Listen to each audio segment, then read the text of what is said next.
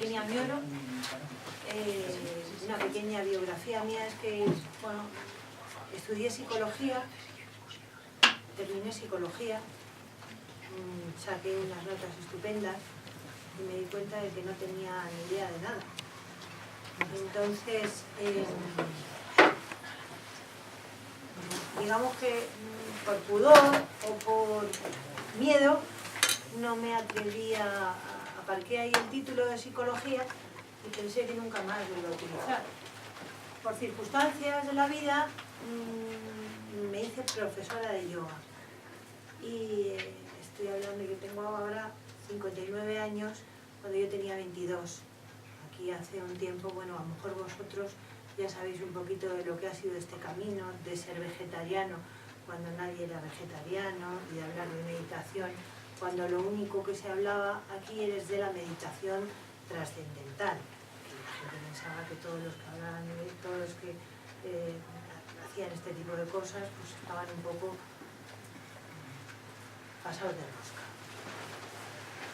Mi maestro de yoga fue Swami Vishnudevananda, discípulo de Swami Sivananda, y me enseñó muchísimas cosas de filosofía, Vedanta, de alimentación, de relajación, y me enseñó una herramienta que para mí ha sido muy útil, como es, por ejemplo, la forma de transmitir cómo hemos de respirar, que me ayuda mucho a transmitírselo luego a mis enfermos, porque después de estudiar profesora de yoga y de estar durante 5 años con una dedicación exclusiva, una salida que yo vi fue hacerme enfermera. Entré en enfermería y debo decir que yo hasta entonces no había visto ningún muerto, o había visto muy poquitos. Y a mí me impresionaba mucho. No sabía por qué, pero enfrentarme con un muerto, que es así, me chocaba mucho, me hacía hacer así como una respuesta un poco reactiva. Luego, con el paso del tiempo y con lo que he leído, pues me he dado cuenta que simplemente es porque la energía ya no estaba ahí. Y entonces cuando yo he visto a alguien, he sabido distinguir muy bien cuando la energía se ha ido de un cuerpo físico y se ha marchado a otro lugar. Entonces eso da mucho miedo, que dices, es que un muerto, ¿no? Muerto simplemente es algo que no tiene energía, que ha perdido el cordón umbilical con el universo. Yo terminé la carrera de enfermería y durante 7 u 8 años la vida me colocó en plantas con enfermos terminales o casi terminales. No se llamaban terminales antes, pero lo cierto es que se morían muchísimos. Coincidió con la época además de que hubo SIDA al principio y fue algo que me han ido enseñando. Todo lo que sé lo he aprendido a través de los pacientes. Entonces surgió en mí una especie de relación que empezó siendo de odio y se transformó en amor con el tema de la despedida y del acompañamiento. Yo me preguntaba, que siempre me he preguntado al universo, le he preguntado muchas cosas al universo, digo, ¿qué estoy haciendo yo aquí? Si yo soy profesora de yoga, si a mí lo que me gusta es hacer el saludo al sol y relajación, y además soy psicóloga. La vida te prepara muchas veces para lo que va a venir después, y a mí me preparó fundamentalmente para el gran acompañamiento que hice después, hace ya 10 años, cuando mi padre decidió marcharse. Entonces es algo que me sirvió mucho. Yo lo que voy a contar hoy es algo muy sencillo, es algo muy simple, pero es mío y sí que puedo decir que es real. Luego he leído muchas cosas. He traído aquí unos poquitos libros que son nada, pero ahora, porque muchas veces los libros, cuando he encontrado a una persona en duelo, le he prestado 2 o 3 libros y esos libros no han vuelto. Entonces, algunos los he querido recuperar y otros que se me han quedado aquí.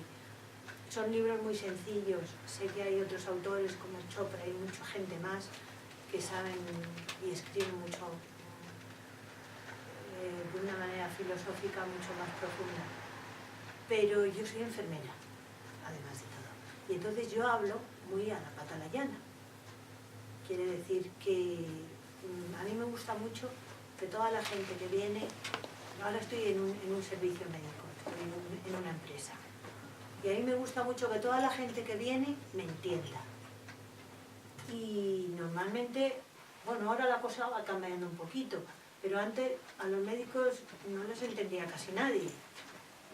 Y a mí me gusta mucho hablar como para niños, o para tontos o para eso. Entonces, así la gente, cuando yo les explico lo que es el colesterol, lo entienden estupendamente.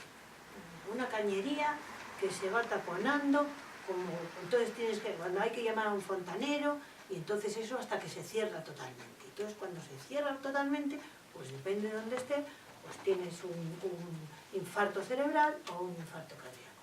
Y eso entiende todo el mundo estupendamente, ¿no? Entonces yo les digo, les engaño, y digo, entonces toda esa basura que hay alrededor, ¿cómo se forma? Con la nicotina, con el colesterol y tal. Así. Yo lo explico así y lo entiende todo el mundo fenomenal. Entonces, esta es la manera que yo tengo de hablar, muy sencillo. Y estoy segura de que vosotros habéis leído mucho más que yo. Pero yo transmito mi experiencia gracias a que Pedro me ha dejado la oportunidad. Estábamos aquí un día comprando y hablando y nos liamos a hablar de la muerte y bueno, pues surgió todo muy fluidamente y dijo Pedro que por qué no lo contábamos aquí un día. Y pues estupendo, lo contamos y si le sirve para alguien, pues bien que bien. Entonces yo voy a contar lo que yo sé y si tenéis alguna pregunta, si es muy difícil no la voy a poder responder, pero si no, pues si yo puedo, lo que voy a hacer es inventarme. Eso está claro. Hola. Mis maestros, sobre todo, han sido los moribundos. Lo que yo sé me lo han enseñado ellos. Y con los ojos y los oídos muy abiertos. Así es. Hace menos de una semana nos fuimos, mi marido y yo, a un viaje y teníamos que pasar en el aeropuerto y teníamos que pasar por donde el pasaporte, ¿sabéis? Eso que tienes que dejar el cinturón y las maletas. Está muy bien, es genial, es un símil estupendo, porque tienes que pasar por donde te pasan por el arco de los rayos, estos, ¿no? Donde te ven si tienes en la maleta líquidos y entonces te hacen volverte para atrás y te quitan todos los metales y te van quitando todo esto. Bien, pues en la cola, que siempre hay mucho que esperar, porque hay mucha gente esperando, había delante de mí una madre con una hija. Y verdaderamente, si uno tiene los ojos abiertos y la atención puesta, la conciencia puesta, aprende constantemente de todo, de la vida, ¿no? Y dije, esto lo tengo yo que contar el día que cuente lo que hable de la muerte con conciencia. La hija se supone que iba a trabajar o a estudiar algún lugar en el extranjero. Y la madre le estaba acompañando hasta la puerta misma de donde tenía la cinta móvil. Yo no he visto una manera de acompañar peor en mi vida. La madre lloraba, agarrada a la hija. La hija lloraba más. La hija ya era veinteañera avanzada. Llenándola la tiraba para acá. La hija tenía que ir para allá y la madre la tiraba para acá, para que se quedara. Pero es que a la hija no le quedaba más remedio que marcharse. Estaba claro que no se iba con mucho gusto, pero se tenía que ir. Porque era su momento, porque tenía que trabajar en lo que fuera, o había encontrado un trabajo. Pues se lo estaba poniendo muy difícil. Se lo estaba poniendo... yo estaba mirándola y estaba pensando, señora, déjele usted a su hija que se vaya para allá, haga su viaje, y usted quédese detrás de la barrera. Es como cuando vemos en las películas, en un tren de eso, de Humphrey Bogart, que va la locomotora por allí y vas corriendo al lado. Así no hay quien se despegue. Pues esto es la muerte. Esto es. Vamos a hacer un viaje y el que está al lado le está diciendo, esto lo he visto yo así de veces, si me oyes, apriétame la mano. Estás al lado. Estoy trabajando de profesional. Y claro, le dices, que usted déjelo usted tranquilo.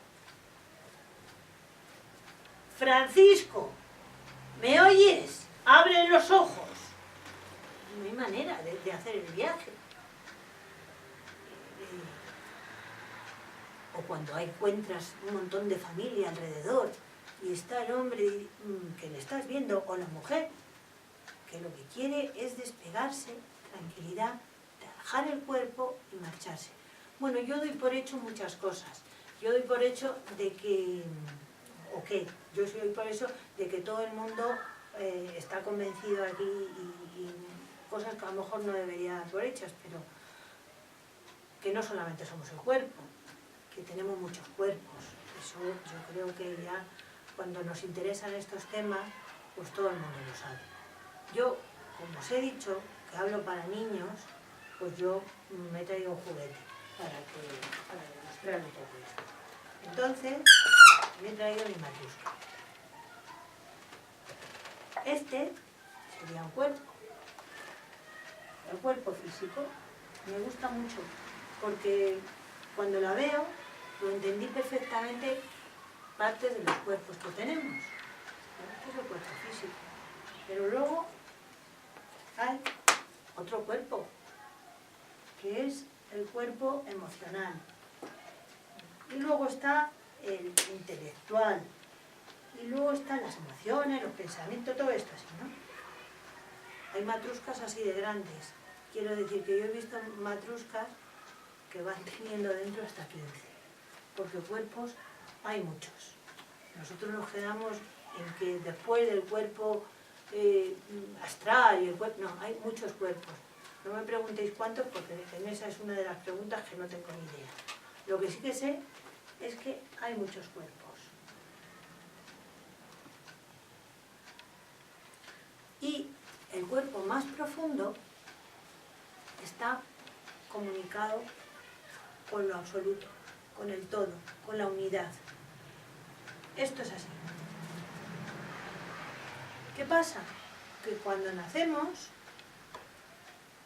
empezamos a aprender lo que vengamos a aprender. Cada uno aprende una cosa.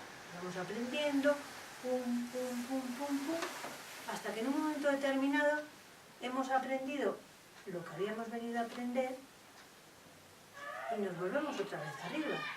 Y dejamos el abrigo, dejamos el cuerpo físico, plas, y nos unimos otra vez y nos vamos a casa, que es de donde venimos. Claro, lo que nos interesa a nosotros, porque somos esto, aunque también somos esto, y la luz que somos, pero lo que nos interesa es cómo vivimos desde que nacemos hasta que dejamos el cuerpo físico. Porque la muerte, si os creéis que nos morimos, os vais a llevar un chasco, porque no se muere nadie. Esto es, uno cuando abandona el cuerpo físico, pues depende de lo que haya soltado, depende de lo que haya soltado, depende de lo que haya dejado en la cinta esa del aeropuerto, pues si se lleva cosas, le cuesta más. Quiere decirse que cuanto más apegados estemos a las cosas, a las personas y a este cuerpo, cuanto más nos creamos que somos Virginia Oñoro, y no nos creamos que esto es un juego, que venimos aquí o un aprendizaje para, para evolucionar, pues entonces más nos va a costar luego llegar hacia arriba. Abandonar el cuerpo, porque abandonamos el cuerpo físico, pero si nos quedan todos los otros, pues sí, nosotros no desaparecemos, la esencia, lo que somos, pero los pensamientos, las emociones, los afectos, hay que saber soltar.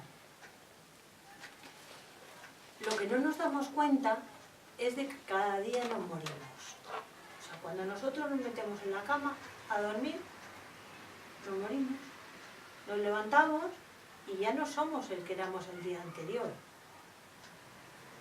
Ya no somos los que éramos cuando éramos niños, ni los que éramos cuando éramos hace 25 años, o 30. Yo hace unos años me divorcié, luego me he vuelto a casar y cuando me volví a casar se me creó un conflicto, porque yo identificaba mi vida espiritual con las enseñanzas católicas que me habían inculcado de niña. Y claro, a mí se me hacía duro, porque yo decía, claro, es que yo me he casado hasta que la muerte nos separe. Y de repente, un día, pues yo pienso que me iluminaron, ¿no? Porque no solamente fue a nivel de... me iluminaron, quiere decir que tuve así, me encajaba la idea. Y dije, claro, si es que yo ya me he muerto. La que era, cuando me uní a este señor, los que éramos, nos hemos muerto. Entonces, el aprendizaje ha ido evolucionando de manera distinta y nos hemos separado. Entonces dije, claro, si es que ya no soy la que era. Hemos estado juntos durante mucha etapa de nuestro viaje hasta que la muerte nos ha separado.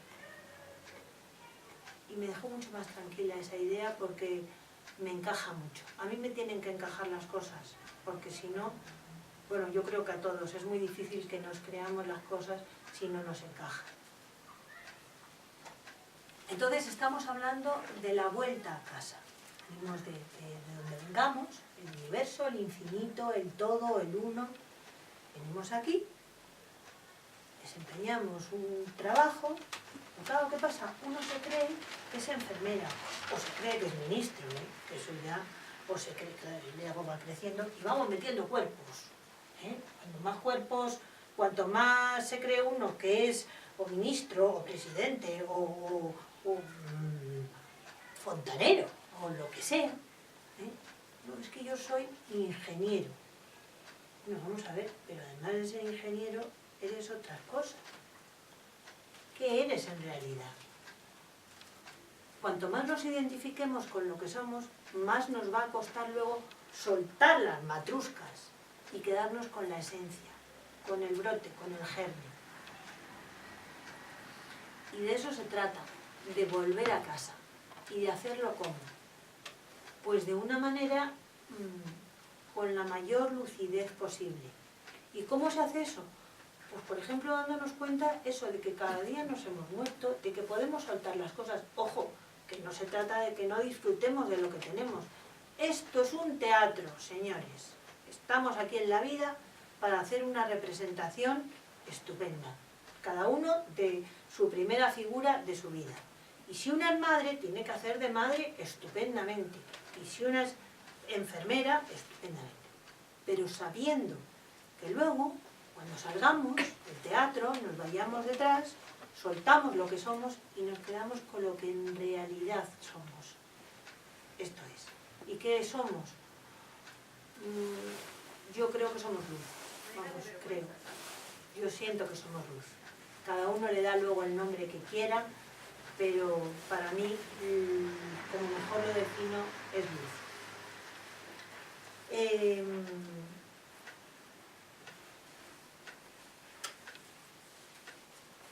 Tengo muchos maestros, hay mucha gente que me ha enseñado y he estado... Cuando hace 25 o 20 años fui a tomar el primer curso sobre la muerte, lo conté en la familia, digo, yo me voy a un seminario este fin de semana sobre la muerte. Y dije, ¡Qué horror, qué barbaridad! Claro, y yo pensé para mí, pues es algo que de ahí sí que no nos vamos a librar ninguno. O sea, vamos a ver, uno puede no ir a Toledo, o no ir a Murcia, pero no ir hacia la muerte, me parece que todavía no se ha librado nadie. Con lo cual, pues esto es como cuando vas a ir a París y te programas y dices, a ver el mapa, no sé qué, los inválidos, estupendo. O sea que cuanto mejor nos vayamos preparando, pues ya está. Morirse, se puede uno morir de muchas maneras. Y acompañar también. He visto morirse a gente con una paz infinita, con una tranquilidad y con una sonrisa que daba gusto ver. Y he visto gente durante muchos años en coma sin soltar. Pero ojo, que no quiere decir que estén en coma que no nos oigan, porque no nos oye este. Pero los otros cuerpos que tenemos sí nos oyen. Cuento siempre, le tengo que traer porque es uno de mis maestros, uno de mis pacientes, era un hombre de 40 años y sufrió una hemorragia cerebral y se quedó, nos lo trajeron. Era un hombre fuerte, en plena momento perfecto de su vida, robusto, musculoso, padre de familia, y poco a poco se fue deteriorando. Estaba en coma y no tenía actividad. Una de las cosas que le pasaron a planta al cabo de un tiempo y nuestras enfermeras nos hicimos cargo de él. Con este hombre aprendí mucho, muchísimo. Fue uno de mis grandes maestros, grandísimos. Recuerdo que era por Navidad, aunque él pasó con nosotros varios meses, y estaban en la cama, él estaba en la cama y alrededor había varios familiares. Yo pues estaba atendiendo, él tenía una traqueotomía y había que aspirarle de vez en cuando, en fin, aplicar los cuidados de enfermería. Y estaba la familia hablando de que él, en Reyes, le gustaba era encargado de los juguetes de los niños. Y estaba la mujer diciendo, fíjate que este año no se va a poder ir a encargar de los juguetes de los niños. Y le miramos y estaba llorando. Y supuestamente llevaba en coma 2 meses. Pero ahí no quedó todo. Yo hablo mucho con los enfermos, con los pacientes, cada vez más, porque como cada vez soy más mayor y me da menos apuro y me da menos vergüenza, pues realmente yo creo que ellos escuchan, y si no escuchan por la palabra, por si se me olvida decirlo, se escucha siempre por telepatía. Cuando estás es como las madres, que sabemos perfectamente cuando los hijos vienen por la puerta, si han bebido, si han estado con amigos, si nos están diciendo que van a quedar y en realidad ya han quedado, si están pidiendo, lo sabemos todo. O sea, es un conocimiento que tenemos las madres y los padres. Pero por mi experiencia hablo más de las madres, vaya. Tú te despiertas a mitad de la noche y dices, la niña, que le pasa algo. Está la niña en la habitación de al lado, la tengo que ir a ver. Y estás ahí diciendo, si no está callada, si no pasa nada. Estás ahí con esa inquietud, ya me levanto porque es una tontería seguir un cuarto de hora dándole vueltas, me voy a desvelar. Y ya de pronto te acercas y o se ha abierto la ventana, o por el viento, o la niña se ha destapado, o de repente la tocas y la niña tiene fiebre. Hay esa comunicación. Bueno, pues esa comunicación a otro nivel existe totalmente. Lo que pasa es que aquí abajo vamos como individuos individualizados, pero a otro nivel estamos todos interconectados, como una especie de internet a nivel energético. Y todos somos uno. Estaba hablando de mi amigo Roberto. Un día le habían puesto la cánula porque el hombre no respiraba y se atragantaba mucho. Él mismo en su estado de postración estaba ahí. Y un día que tenía tiempo, porque estas cosas en un hospital tampoco una tiene tanto tiempo como el que uno quisiera para dedicar a los pacientes, me acerqué a él y le dije, digo, mira, vamos a hacer una cosa, yo te voy a enseñar a respirar. Como tengo, yo de eso lo sé hacerlo bien, porque por mi experiencia de profesora de yoga y de practicante de yoga es lo que mejor hago. Enseñar a respirar y el tema de la relajación y estas cosas. Lo hago bien porque disfruto y sé que lo hago bien porque disfruto. Cuando alguien disfruta haciendo algo, inexorablemente lo hace bien. Es decir, bueno, en cambio, uno está ahí fastidiado, aunque sea haciendo una tortilla de patatas y está haciendo los mismos elementos que está haciendo su madre y está fastidiado, y como está fastidiado, no le sale bien la tortilla, porque está poniendo... ¿no? En cambio, cuando uno disfruta, entonces yo cuando doy una clase de yoga disfruto mucho, y sé por eso que lo hago muy bien. Bueno, siempre hay alguien que no le gustará, pero en general prefiero pensar de esa manera. Entonces me puse al lado de mi paciente terminal, en coma desde hacía 3 o 4 meses, porque él se iba deteriorando progresivamente, y le dije, te voy a enseñar a respirar, tú vas a hacer lo que yo te diga. Él estaba con sus flemas y sus aguas. Digo, mira, vamos a ver, me senté a su lado, le puse una mano en el pecho y otra mano en el diafragma. Digo, vamos a empezar a respirar como hay que respirar. Digo, y yo me voy a quedar contigo hasta que lo consigas. Entonces se trata de que muy despacio cojas aire, inhales, lleves la mano del diafragma para arriba, sientas que tu diafragma se llena como si fuera un globo amarillo y baje. Y no respires con el pecho. Esta mano no se tiene que mover.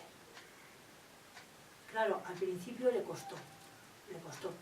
El hombre se rebelaba contra el no poder respirar ese cuerpo, esa parte que quedaba ahí energéticamente puesta de él. Bueno, fue al cabo de un tiempo, con mucha paciencia, con mucha tranquilidad, y se estableció la comunicación. Fue algo verdaderamente hermoso, porque yo sentí que él me estaba escuchando, y llegó un momento en que la respiración se empezó a tranquilizar y aprendió a respirar. Vamos, aprendió.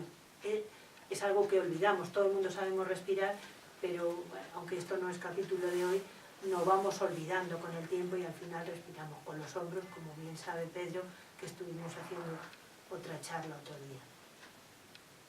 Entonces, yo lo que vengo a decir es que la comunicación con esta persona en coma se estableció completamente con palabras.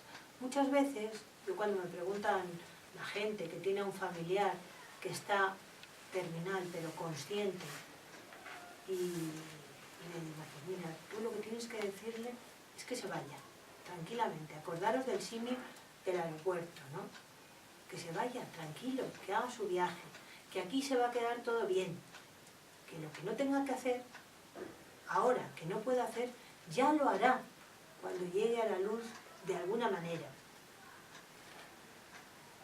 Pero que se quite preocupaciones. Márchate. Dale, no, hay que dar permiso a los familiares para que se marchen.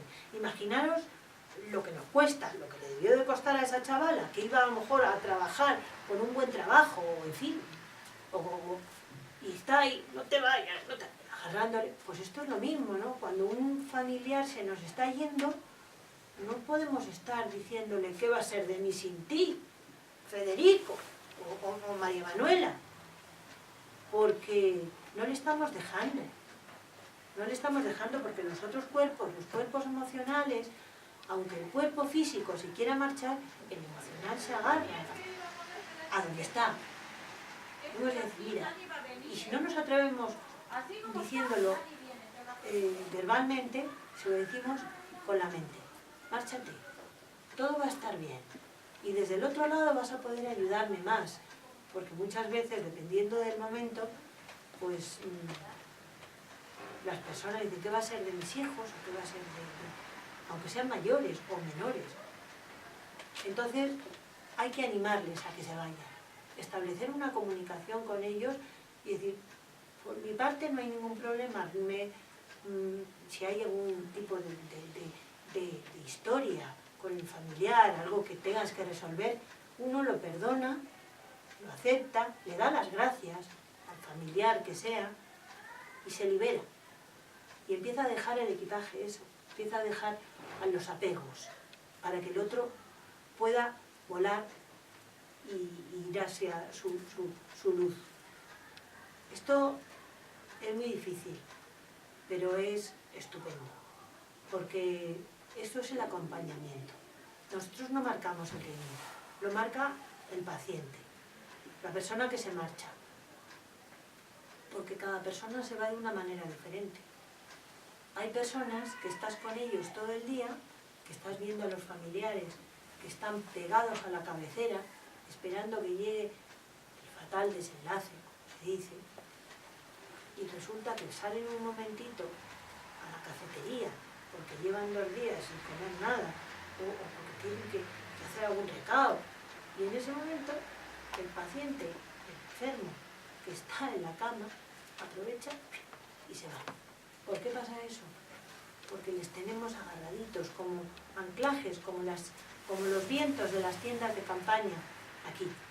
Y no les estamos diciendo, márchate, márchate, si has terminado lo que tienes que hacer aquí, márchate, yo te dejo que te marches. Entonces, claro, para los que se van, o cuando nos vayamos todos, lo que hay que hacer es no perder la lucidez y hacerlo con conciencia. Saber que uno va hacia la luz, hacia el universo o hacia de donde venimos. Esto es así. Y voy a contar un poco cómo fue todo el proceso de acompañamiento de mi padre, que fue algo muy, muy hermoso, verdaderamente, muy, muy hermoso. Yo con mi padre he tenido siempre una relación de maestro-alumno, aparte de una